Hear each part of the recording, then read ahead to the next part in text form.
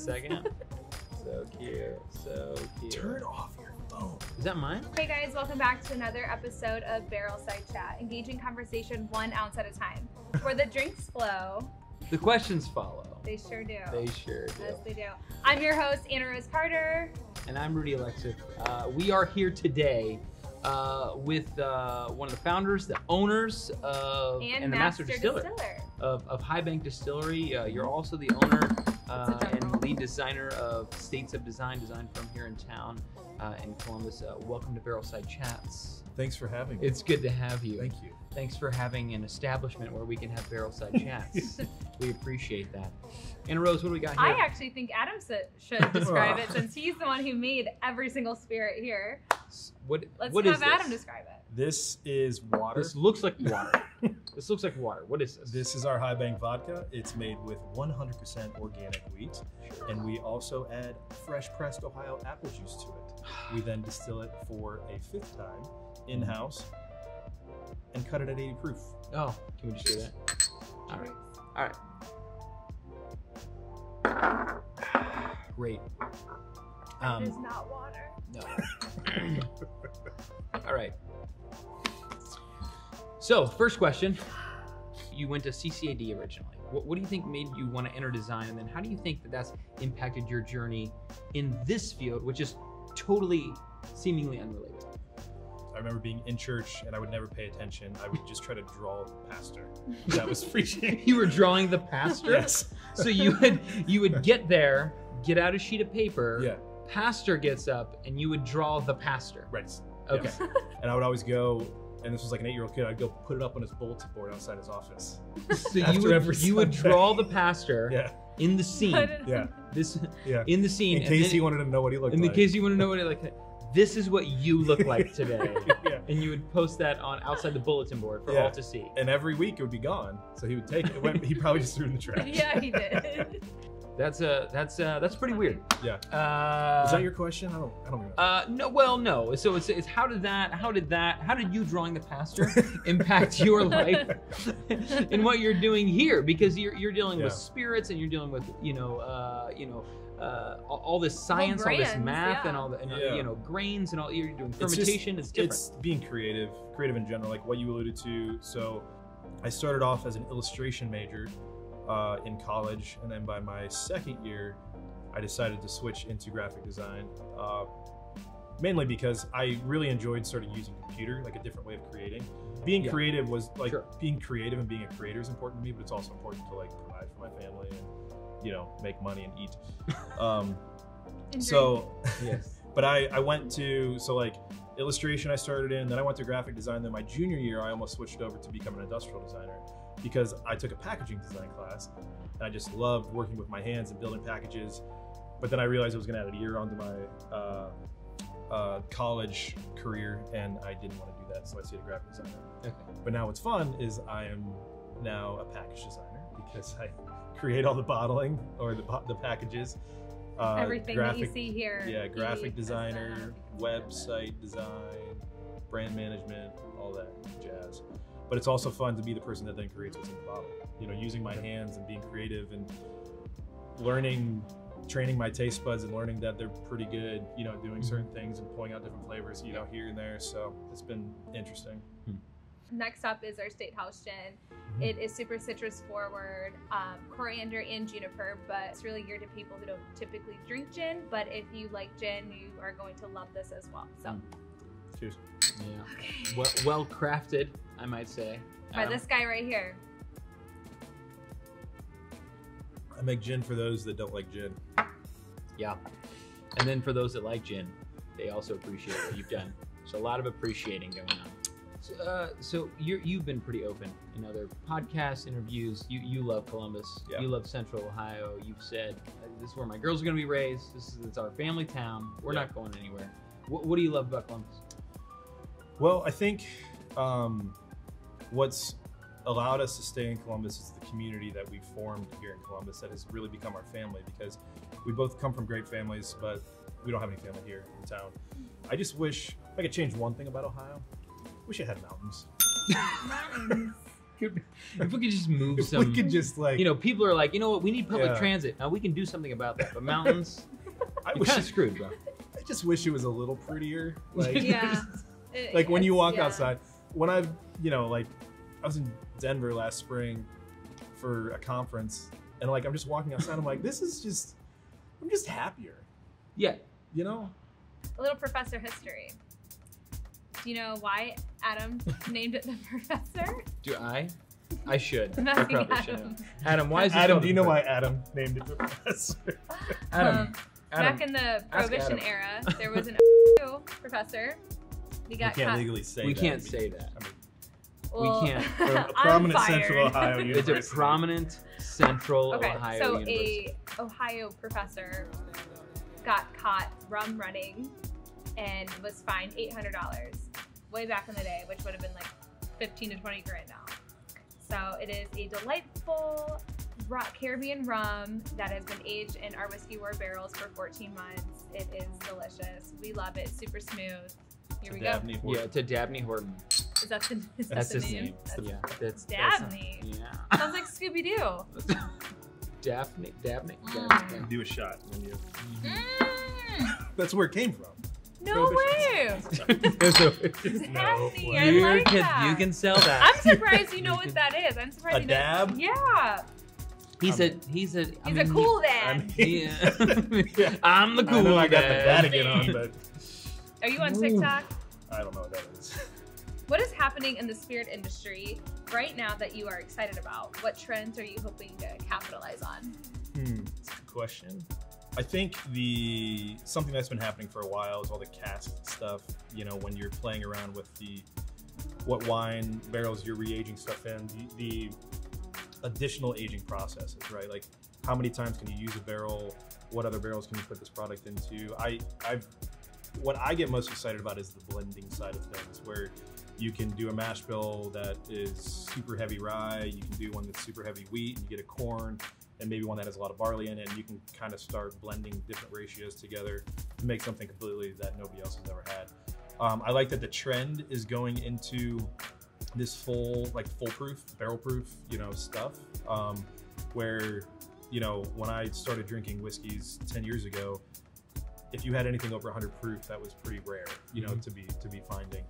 And for me, like, my taste has evolved to where it's like drinking this full-bodied, full-proof, 120, 130 proof spirit has really become this really engaging experience, like with my taste buds. And so it's interesting that you're starting to get all these guys that are nerding out, and girls that are nerding out on the nuances of different stuff, and it's fun to kind of interact with that and see that. So Yeah. What's one of the more frustrating things that you've encountered as a distiller and as a spirits maker in this industry? What's some of the frustrating things you encounter? So one thing, Ohio's tax system is stupid. They take 46% off the top off of every single liquor bottle that we sell here. Wow, I did not know that. It's That's high. that's super high. Yeah. Compared to like being a brewery that they don't get taxed nearly that high. Yeah, there's frustrating things where like you can go to a liquor store and you can buy cases of stuff at a liquor store, right? Right. A patron here can't buy more than 2 bottles. That's it. Just 2 bottles total. So they can't buy it's like they could buy a vodka and a gin, and then that's it. That's all they're legally allowed to buy. There's just a lot of stupid laws that are kind of set in place since that date back to Prohibition. But it is And what it is. most people don't know, right? Like most people don't know that all the liquor in the state of Ohio is owned by the state of Ohio. State of Ohio. Yeah. Like that our restaurants has to buy our alcohol that we make here at full price From the state of Ohio. from the state of Ohio. Yeah. Like Yeah. we're not just some people think like, well, you make it here, you probably just put it into the Right. And they think, well, I'm going to come down here. And actually, it's like everybody's like, well, I'll come down there and buy it because you probably make more. You have to make more money if I buy it at your place other than at a liquor store. And that's actually not the case at Right. all. Yeah. And it's actually better for people to go to a liquor store and buy our stuff than buying it here because it moves our product. It shows movement it in the shows state movement, yeah. system that our product is moving. And so it's better to go to a liquor store and buy our products there. You hear that, folks? It's better Right now. You're just gonna pick up a bottle of High Bank vodka, go to Kroger, go to Get Giant Eagle. out, Do get out not your damn come here. notepads, friends. We're Next. moving on. We're moving on to our next spirit. This is Whiskey War. Please tell me about it. This is your flagship product, right? This is the one that you spent 9 months trying to create, right? Painstakingly, hard work. So I tell this story a lot. I tell this story about him making Whiskey War, and it's 9 months. He's drinking whiskey every night for 9 months, and people go, "Oh yeah, hard job." But in the end, right, it actually ends up being it's not all glamour and glitz when you're using a medicine eyedropper to try to get these faint changes in a spirit. In the end, you got something that's really smooth here. It's very, very popular. It's a rye whiskey that doesn't really finish like a rye, and so cheers to you, friend, on a great product. We love Whiskey War. It just keeps getting easier and easier. What's your biggest flop, your biggest mishap, or your failure as you were beginning this journey as a master distiller, owner of High Bank? Probably about the first 5 barrels that I put back. The first 5. I mean, let's be honest, right? Okay. So you go from hypothetically distilling at home in the 15-gallon still. But you don't do that because it's illegal. But if I hypothetically had it's a possibility, but probably not. Before opening this place, where like the type of system that I learned on, and it had this hypothetically it was powered by electric and not steam, like this is here. And so it like how it cooks the grain, how it interacts with the mash is just different, right? When I came here, and our grain mill's different, our grain source is different. The recipe that we're using. The steam, or the heat source is different. How it heats up, cools down, all that stuff. There's so many different factors, and obviously the shape of the equipment and how it caramelizes within the equipment. I mean, there's so many different things, right? It took me a while to dial in a 300-gallon system compared to a hypothetical 15-gallon system. Yeah. So, if you had ever done it. If I was doing that. So I'm not going to say that they're flops. We'll find out. You guys may not find out. They're starred back there as the beginner barrels. So they could be great. You never know. They didn't taste that great going in. I do think those barrels will get used. I think they may be like 5 or 6 year releases, not like 3 year releases. We'll see where it goes. But you never know. Yeah. We'll see. I love it. Started from the bottom. Yep. Now we're here. Now we're here. So this is your barrel proof. Yep. So this is Whiskey War, but this is uncut. Yep. This is uncut, unfiltered, unadulterated. Some might say. This sits somewhere between 118 and 120 typically when it's coming out of the barrel. What I think is most remarkable about this is how smooth it actually is, even at that high proof. It doesn't drink like a 118. No. Now we're gonna drink it, which is my favorite part of barrel proof. Cheers. Cheers.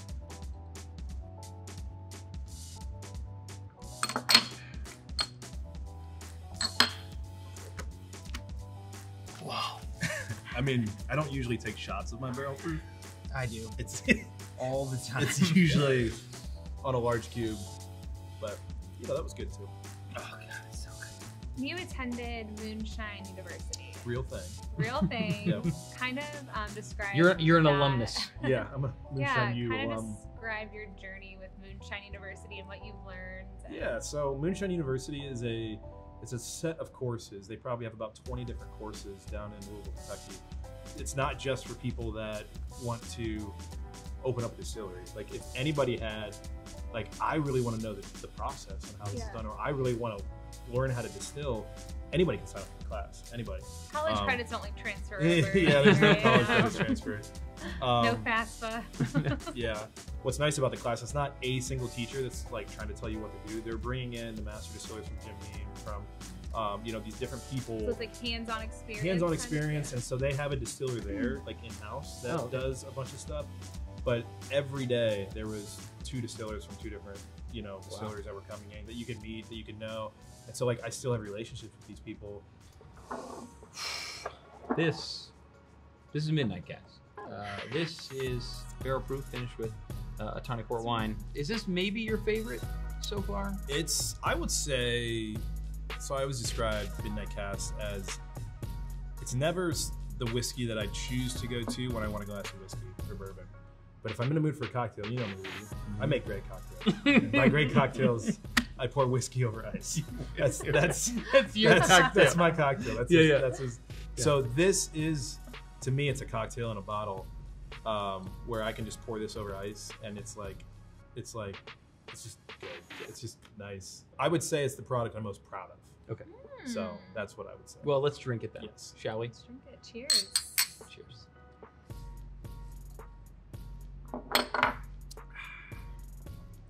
Yep. I'm proud of that. What is the best cocktail or spirit, not of your own, that you've ever had? Who made it and where was it? It was not in Columbus. It was not with Rudy. Damn it!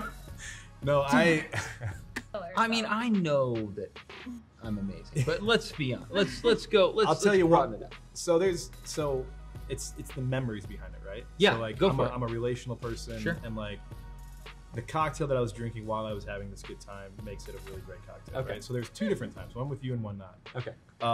So when I was in Denver this past spring, I went to Death & Co with my buddy Matt, Right. who I was talking to you about, that has a Death & distillery Co out super there. famous. Yeah. If you haven't In New gone or even looked it up, do that. Right. Just that whole. I remember the cocktail that I had was very, very good. Heck, that was like seriously one of the best cocktails I've probably ever had. So that's probably one of, like, outside of here, one of the best cocktails I've had here at High Bank, which is, you're gonna laugh at this. Okay. It was my birthday a year ago when you came to my party and brought a cocktail in a thermos. I forgot about that. Do you remember that? I did. You brought a I cocktail. He in a brought. thermos? So he was I so did. cheap. He didn't want to drink at High Bank. He brought his own cocktails in a I thermos. brought. Well, what I did was can I share a little bit about It that? came in a thermos. He doesn't want people to pay money here, so he starts pouring people a cocktail that they didn't pay for. It was delicious. It was good. What was in it? What was in it? What's ridiculous about this story is that I created this cocktail called War and Peace based on Whiskey War. And some of the ingredients I was concerned would not be at the bar. Because I mean, you know me. I buy weird shit. Yep. Right? And then I keep it at my house and I make drinks with it. Yep. So I was concerned that I was not going to be able to give you the cocktail exactly based on what they had here at High Bank. Yep. And I was correct. Yeah. They did not have all the ingredients. And so I brought you a cocktail for your birthday, not because I'm cheap. I might be cheap. I don't think I'm cheap.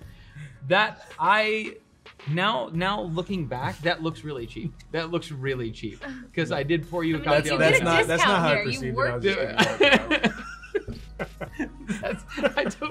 I forgot entirely embellish about the that story whole a little story. bit, you know. I totally forgot that entire story. Yeah. I did. I brought in a thermos. Yep. I did a metal You're thermos. like, happy birthday. Let me pull this out of my Let me backpack. pull this out of my bag. I had a Cups for you backpack. I all. did. I had a Yeah, you backpack, did. and I I did. I know. poured this drink for you. Can I get some glasses? I asked for a glass, ice, and an orange peel. That's what I said. Can I get a glass, an ice, and orange peel, Yep. and then just leave me alone Yep. because I've made something for my friend Adam here, using his products that you sell here. But this is And you free. get a discount on. You get a discount here. It's like, not like it's that expensive. I am kind of a cheap ass. Yeah. He didn't work here yet, though. I didn't. That was pre-working there. All right. Yeah. So okay. So you make a lot of good spirits. We drink a lot of them, obviously. You get before we do our last question, you get a pick. War and Peace. Get your thermos out. We don't Get have that all the thermos. ingredients. I'm sorry. wanna try I'm this jumping now. ahead. What is this next part? All I right, have no idea what's supposed the to next go on part. So next you here. get to pick a spirit, and I just go make you a cocktail using that spirit. That's a great idea. Yeah, that's a great idea. Whoever came up with that idea is a fucking genius. All right, you don't get to choose the damn cocktail. You get to pick the spirit, and then I make the cocktail. He wants an appletini. So you pick a spirit. I'm gonna go make you a cocktail. Barrel proof. Oh shit.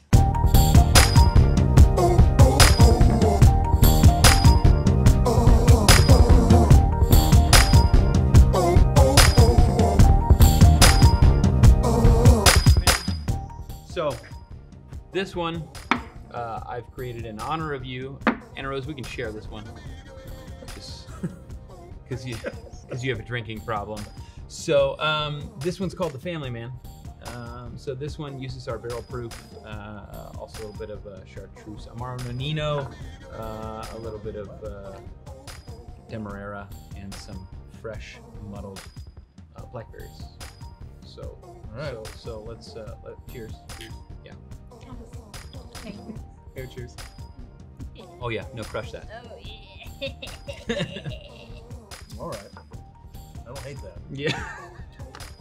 That's. I call this one the family man on purpose. Because the last question is this: your wife is your best friend. You've shared that many times, podcasts, out in public. We believe it to be true. Do you remember your first date? Ooh. Well, so I do. Okay. But Because I think there's she some said debate. there's some debate. Yeah, there's some debate on what it actually This is debate about where the first date actually was. Right. So like, So could you clear up some of the controversy? because she has an answer. She has an answer. I'm gonna give you two answers. She has two. All right, go. I'm gonna give you the one I think is her answer, Okay. and it's gonna be Starbucks on campus. Okay. I think is her answer. She if said, none of these are, she said he might say Starbucks. well then I don't. But Okay. that's not it, actually. Okay. Then well, she said, what- but properly was, and then she gave another answer. What is properly? Which I thought was even funnier. So Chick-fil-A, right?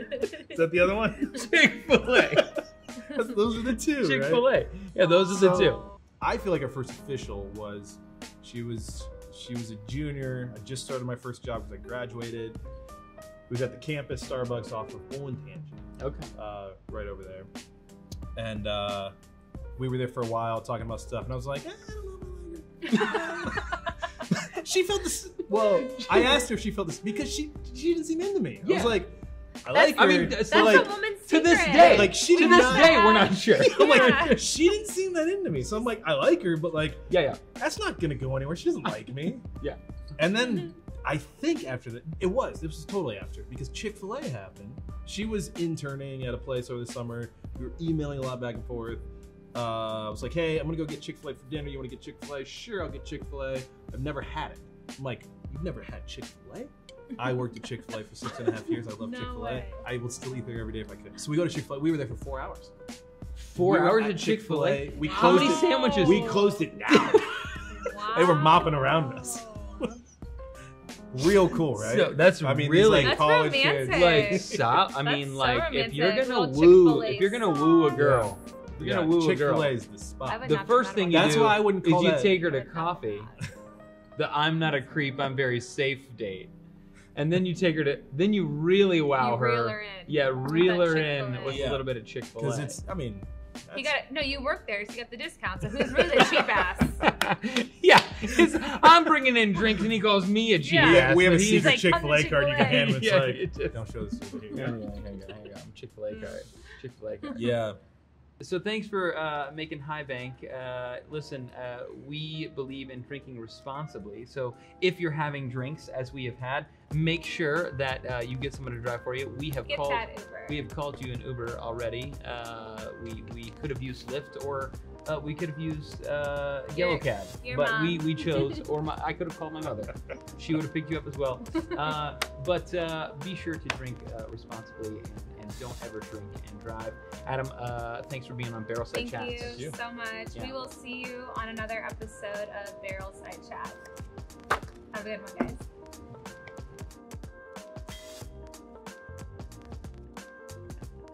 Yeah, Call talk me Ranch because I'd be dressing. Okay. Why do we? So. Okay, Ranch. All right, Thousand Island, you ready to go? Where the drink flows. Hey guys, what's up? Welcome back to another side chat. Welcome to Snapchat. This is hard to do when you've been drinking. My all name's day. Thousand Island.